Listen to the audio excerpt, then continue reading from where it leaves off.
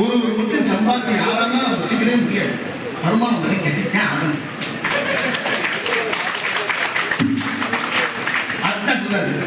பொருள் கொண்ட பேரில் மனம் கொண்டதில்லை, தரும் கையை தேடி பொருள் வந்ததில்லை அப்படின்னா அந்த வரைக்கும் அர்த்தம் சொல்லாங்க.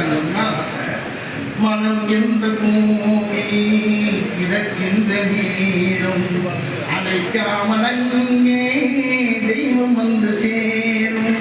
அழுதவர் சிரிப்பதும் சிரிப்பவர் அழுவதும் விதி வழி வந்ததில்லை. என்னடா நம்ம சம்பாதிக்கிற காசெல்லாம் இங்க கொண்டு கொடுக்க வேண்டியா இருக்குன்ற அதுவும் ஒரு பண்ணு வரணும்னா ஒரு பாதி பண்ணு கொடுத்தோம்.